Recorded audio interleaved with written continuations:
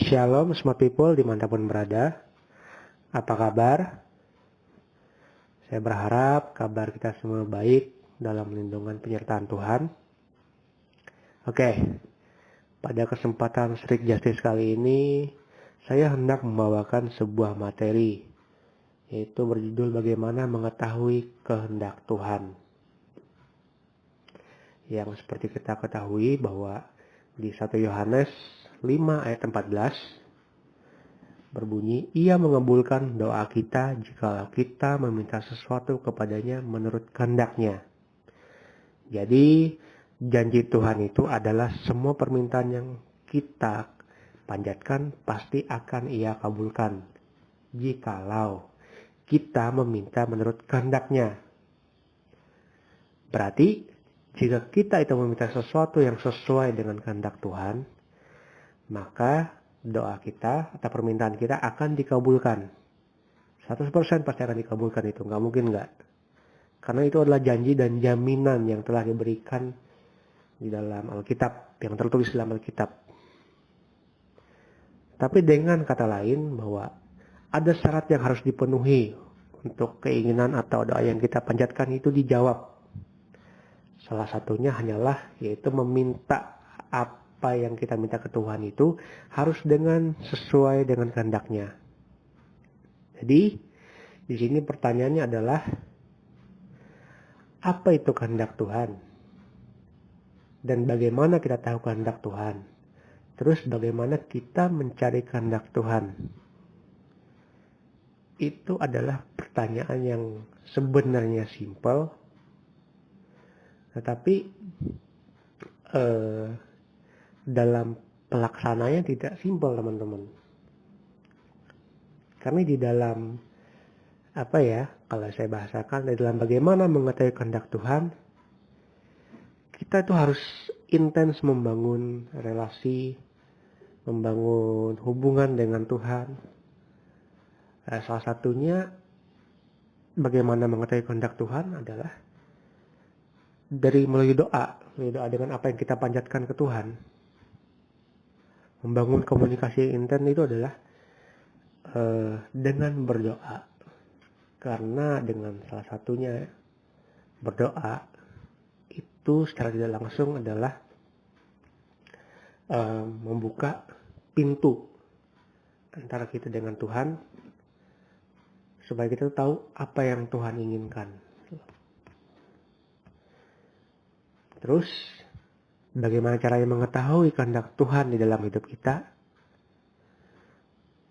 Nah, di sini saya akan membagikan sesuatu hal yang sederhana, yang itu adalah merupakan hal-hal dan prinsip apa yang Tuhan nyatakan di dalam firman-Nya, agar kita itu bisa mengenal Dia dan mengerti kehendak-Nya. Pastinya seperti itu. Yang pertama, bisa dikatakan bagaimana cara kita mengenal kehendak Tuhan. Di sini saya sampaikan bahwa membaca firman Tuhan atau membaca Alkitab secara teratur ternyata itu adalah bagian dari mengerti kehendak akan Tuhan. Ya, seperti diketahui bahwa dalam pelayanan Smart People pun saya diajarkan oleh Bapak rohani saya, itu mentor saya, bahwa membaca Alkitab itu sangat penting. Karena kita tidak bisa membaca Alkitab itu adalah bagian-bagian yang kita inginkan saja. Karena keseluruhan pesan Tuhan, apa kehendak yang Tuhan inginkan, itu ada di setiap ayat firman Tuhan. Dari perjanjian lama sampai perjanjian baru. Itu adalah kalau boleh saya katakan, Alkitab itu memberikan kepada kita suatu kerangka berpikir mengenai kehendak Tuhan.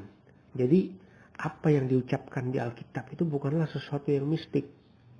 Karena Alkitab itu adalah firman Tuhan yang hidup. Firman Allah yang istilahnya menuntun kehidupan kita. Jadi kalau selama ini kita berasumsi bahwa ketika saya membaca Alkitab Saya memilih ayat-ayat yang enak-enak saja. Kemudian ayat-ayat yang tidak baik itu saya tidak baca.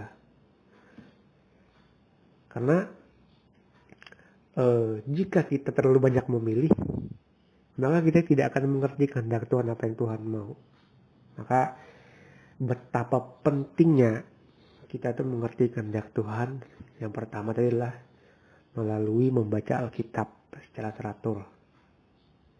Saya pun bukan seorang pembaca Alkitab yang baik, tetapi saya belajar untuk membaca Alkitab.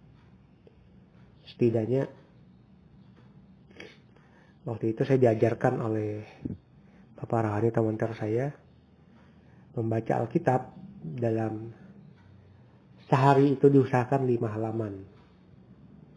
Jadi dalam setahun atau tidak sampai setahun pun kamu pasti sudah habis gitu loh. Lakukan itu berulang-ulang. Jadi membaca Alkitab itu tidak hanya cukup dilakukan cuma sekali atau ketika cuma beribadah saja. Tapi jika kita mau mengerti kehendak Tuhan tadi, kita mau mengetahui jalan-jalan Tuhan, rangka berpikirnya, apa yang Tuhan mau, yuk baca Alkitab. Baca Alkitab secara teratur. Nah, itu adalah hal yang pertama, bagaimana caranya kita itu mengetahui apa yang menjadi kehendak Tuhan dalam hidup kita. Tadi seperti yang saya katakan sebelumnya ada doa, di mana doa itu adalah membangun komunikasi yang intens dengan Tuhan. Kemudian ada lagi itu ini berbicara tentang milikilah hati yang taat. Kalau berbicara tentang mengenai milikilah hati yang taat, ini adalah berbicara tentang mau nurut apa yang Tuhan katakan. Sangat penting. Kenapa kita harus memiliki hati yang taat? Karena kita tidak bisa mengatakan kepada Tuhan, Tuhan nyatakanlah kehendak-Mu. Tetapi dalam hati kita, aku tidak mau taat sepenuhnya ke Tuhan. Misalnya Tuhan katakan A, tapi kita tidak mau. Atau ketika kita mau A, tapi Tuhan mau B. Ketika kita mau memilih B, tiba-tiba Tuhan balik lagi pengen A. Intinya, ketika Tuhan sudah meminta seperti itu, yang kamu harus lakukan adalah cuma taat. Tidak ada kata lain lagi selain taat. Taat kepada Tuhan itu melalui apa yang Tuhan sampaikan, bisa melalui pemimpin rohani kita, pemimpin kita di dalam pekerjaan, atau apapun itu yang bersifatnya memimpin kehidupan kita. Karena belajar tunduk kepada otoritas itu adalah salah satu dari adalah memiliki hati yang ditetapkan untuk taat. Karena jika kita menetapkan hati kita untuk taat kepada Tuhan terlebih dahulu, maka kita tuh akan pasti mengerti apa yang Tuhan mau. Karena di dalam Alkitab, di dalam firman Tuhan, ada dikatakan bahwa barang siapa mau, maka dia akan tahu. Di Yohanes 7 ayat 17. Itu barang siapa yang menetapkan hatinya taat terlebih dahulu, ia akan tahu kehendak Tuhan. Ini jelas ya, di Alkitab itu ada ayatnya, Yohanes 7 ayat 17, yang berkata, yaitu barang siapa menetapkan hatinya taat terlebih dahulu, ia akan tahu kehendak Tuhan. Ini jelas. Nah, yang ketiga,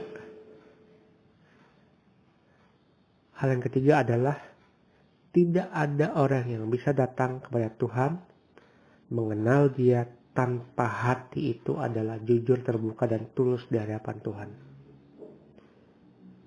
Jadi tidak ada orang itu yang ingin mengetahui kehendak Tuhan tanpa ia jujur dan terbuka dan tulus di hadapan Tuhan. Akhir-akhir ini saya tuh merasa bahwa ketika saya datang kepada Tuhan, saya cuma satu ngomong kepada Tuhan, di dalam ruang doa saya. Tuhan, saya ini adalah seorang pendosa. Bahasanya gitulah. Saya ini hari ini tidak layak Tuhan. Jauh Tuhan, saya buruk Tuhan. Saya melakukan hal ini, melakukan hal itu yang tidak Tuhan setujui. Ya, saya begini Tuhan, saya begini adanya. Tapi Tuhan tolong, saya pengen berubah. Tolong saya Tuhan dari hari ke hari, agar saya itu bisa berubah menjadi lebih baik, bukan menjadi yang lebih buruk Tuhan. Bantu saya Tuhan. Karena saya bukan orang yang benar Tuhan. Ternyata itu sangat membantu teman-teman, membantu saya itu mengerti apa yang Tuhan mau ternyata. Yaitu tadi dari penyerahan dengan jujur, terbuka dan tulus di hadapan Tuhan. Karena di dalam Alkitab pun ada dikatakan bahwa integrity of heart adalah integritas hati. Jadi Tuhan itu ternyata bergaul dengan orang-orang yang jujur.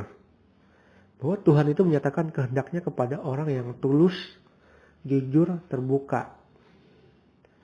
Dimana kita itu diwajibkan harus jaga hati kita di hadapan Tuhan. Kemudian membaca firman Tuhan dengan teratur. Dan rela mau taat dengan apa yang Tuhan mau. Dan belajar untuk jujur, terbuka di hadapan Tuhan. Kalau semuanya itu sudah kita lakukan, sudah bisa kita terapkan, kita tetapkan, otomatis buat kita pribadi untuk mengerti kehendak Tuhan itu tidaklah susah. Dan itu akan membuat kita lebih gampang untuk jalan dengan Tuhan dalam setiap kehidupan kita. Jadi di dalam Street Justice kali ini itu saja yang bisa saya sampaikan, bahwa dimana kita di dalam kehidupan kita untuk mengerti kehendak Tuhan itu kita cukup melakukan hal yang sederhana, tetapi tidak sesederhana itu.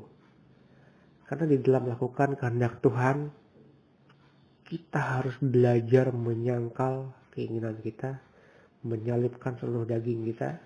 Agar apa?